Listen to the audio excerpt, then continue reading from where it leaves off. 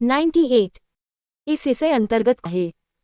MDM C 98 C 98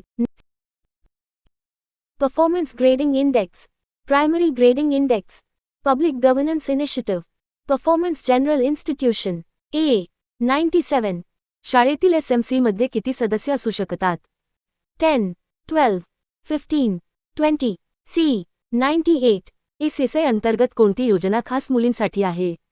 MDM KGBV ICT NSIGSE B 99 राज्यात डाएटची जबाबदारी कोणती? अभ्यासक्रम तयार करणे, शिक्षक भरती, शाळा तपासणी, शिक्षक प्रशिक्षण D 100 शिक्षक भरतीसाठी आवश्यक पात्रता परीक्षा कोणती? TET CTET SET NET A शैक्षणिक कायदे व शासन योजना प्रश्न 3 प्रश्न 101 to 150 क्र प्रश्न पर्याय A पर्याय B पर्याय C पर्याय D उत्तर 101 राष्ट्रीय शालेय पोषण कार्यक्रम कोणत्या मंत्रालयाद्वारे चालवला जातो? महिला व बालविकास मंत्रालय, शिक्षण मंत्रालय, आरोग्य मंत्रालय, अन्न पुरवठा मंत्रालय B 102 RTE कायद्यातील कलम 29 काय सांगते? शिक्षकांचे कर्तव्य, अभ्यासक्रम आणि मूल्यांकन प्रक्रिया, प्रवेश प्रक्रिया, आर्थिक तरतूद B 103 ICT योजना राबवणाऱ्या शाळांमध्ये कोणती सुविधा असावी लागते? संगणक लॅब, खेळाचे मैदान, ग्रंथालय, विज्ञान प्रयोगशाळा A 104 PM विद्या अंतर्गत कोणती वाहिनी वापरली जाते? दीक्षा, स्वयंप्रभा, उमांग C 105 निपुण भारत अभियानाचा मुख्य उद्देश काय आहे? प्राथमिक शिक्षणात गुणवत्ता, माध्यमिक शिक्षण, शिक्षक प्रशिक्षण, ICT विकास A 106 PTR म्हणजे काय? विद्यार्थी शिक्षक गुणोत्तर, पालक शिक्षक गुणोत्तर, पोषण आहार तपासणी, शिक्षक तपासणी दर A 107 भारताचे नवीन शिक्षण धोरण NEP कधी प्रसिद्ध झाले? 2018 2019 2020 2021 C 108 इस विषय अंतर्गत बालिका शिक्षणासाठी कोणती योजना आहे? MDM NPEGEL KGBV दोन्ही B आणि C D 109 CRC म्हणजे काय? केंद्र शिक्षक समिती, क्लस्टर रिसोर्स सेंटर, क्षेत्रीय अभ्यास गट, शाखा निरीक्षण समिती B 110 समावेशी शिक्षणासाठी कोणता विभाग जबाबदार आहे? SCERT समग्र शिक्षा, शिक्षण मंडित, परीक्षा विभाग B 111 RTE कायद्यानुसार सर्व शाळांनी किती वर्षांत कायद्याची पूर्तता करावी? 2 वर्ष 3 वर्ष 5 वर्ष 10 वर्ष C 112 समग्र शिक्षामध्ये स्कूल कॉम्पोसाइट ग्रांट चे उद्दिष्ट काय आहे? इमारत देखभाल, विद्यार्थ्यांना शिक्षण साहित्य, शिक्षक मानधन सर्व A 113 BRC म्हणजे काय? Block resource centre, basic resource cell, book resource circle, budget resource centre A 114 शाला सिद्धी ही पोर्टल कोणती संस्थेने तयार केले? NCERT NCT CBSE IGNOU A 115 NCF म्हणजे काय?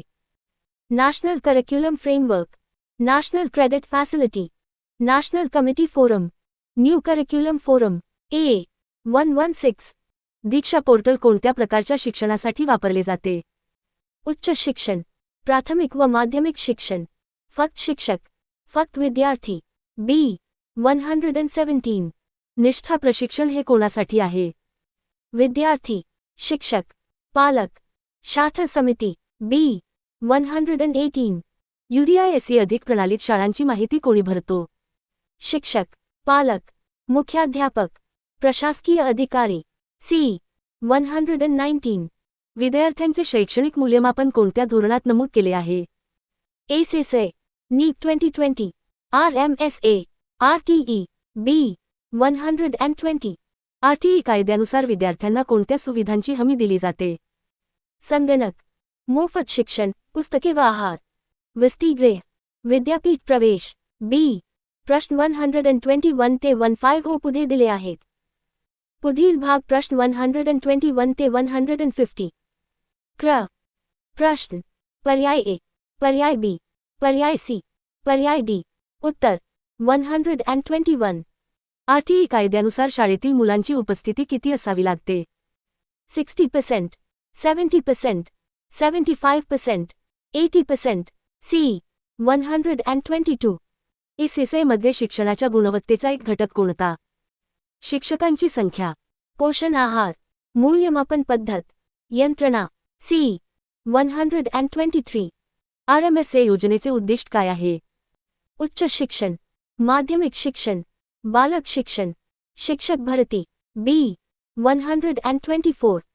भारतात आरटीई कायदा लागू होण्याची तारीख काय आहे?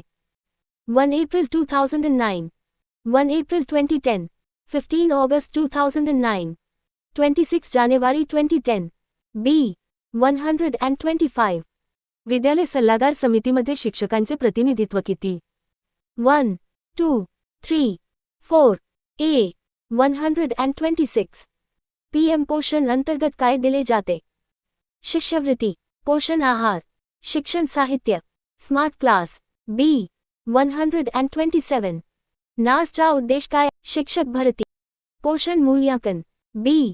128. शाळा व्यवस्थापन समितीचा कार्यकाळ किती असतो? 1 वर्ष, 2 वर्ष. डाएट, मुख्याध्यापक. ए. 130.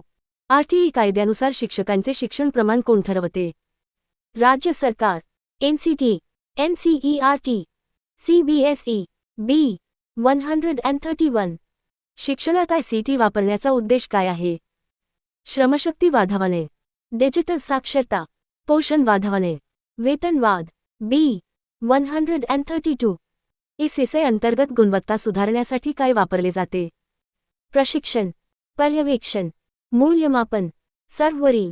डी. 133. सशक्त शाळा समिती कशासाठी महत्त्वाची आहे? इमारत बांधणी, प्रशासन, शैक्षणिक योजना, शिक्षक निवड. सी. 134. आरटीई कायदा कोणत्या राज्यात प्रथम लागू झाला? महाराष्ट्र, केरळ, दिल्ली, गुजरात. सी. 135. SMC मध्ये किती टक्के पालक असतात? 25%, 33%, 50%, 75%. डी. 136. राज्य सरकार शिक्षणात कोणते धोरण राबवते? सर्ट माध्यमातून, UGC मार्गे, RTE मार्गे, CBSE मार्गे. ए. 137. सत्र समाप्त परीक्षेऐवजी काय सुचवले जाते नीट 2020 मध्ये? सतत व सर्वक्ष मूल्यमापन, प्रोजेक्ट, तोंडी परीक्षा, फक्त लिखित परीक्षा. ए. 138. टेट परीक्षा कोण घेतो? राज्य परीक्षा परिषद, CBSE, NCT, SCERT. ए. 139. शाळा व्यवस्थापन समितीमध्ये कोण अध्यक्ष असतो? मुख्याध्यापक, शिक्षक, पालक प्रतिनिधी, गटविकास अधिकारी. सी. 140. केंद्र शासन शिक्षणासाठी किती टक्के GDP खर्च सुचवते? 2%, 4%, 6%, 10%. सी. 141. कस्तुरबा गांधी बालिका विद्यालय योजना कोणासाठी आहे? शहरी मुले, ग्रामीण मुली, दिव्यांग, शिक्षक. बी. 142. विद्यालय व्यवस्थापन समितीचा मुख्य हेतू काय आहे? शिक्षक नियुक्ती, मूल्यमापन, नियोजन व सहभाग, शिष्यवृत्ती. सी. 143. समग्र शिक्षण योजना कोणत्या धोरणाचा भाग आहे? नीट 2020, ICSE, RMSA, ICT. ए. 144. PM श्री योजनेत किती शाळांचा समावेश होणार आहे? 1000, 5000, 14500, 25000. सी. 145. ICSE अंतर्गत प्रशिक्षण किती वेळात द्यावे लागते? 1 वर्ष, 2 वर्ष, सतत, 3 वर्ष. सी. 146. गुणवत्तापूर्ण शिक्षणासाठी काय आवश्यक आहे? संसाधने, प्रशिक्षण, मूल्यमापन, सर्वरील. डी. 147. प्रत्येक शाखेत SMC आवश्यक आहे का? नाही. हो, फक्त शहरी भागात. फक्त खाजगी शाळेत. बी. 148. शिक्षकांना तांत्रिक प्रशिक्षण कोण देतो? डाएट.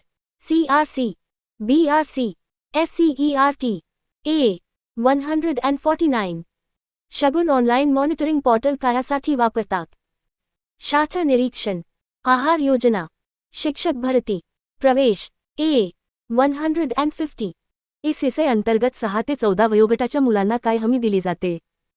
पोषण, नोकरी, मोफत व सक्तीचे शिक्षण, उच्च शिक्षण. C. बुक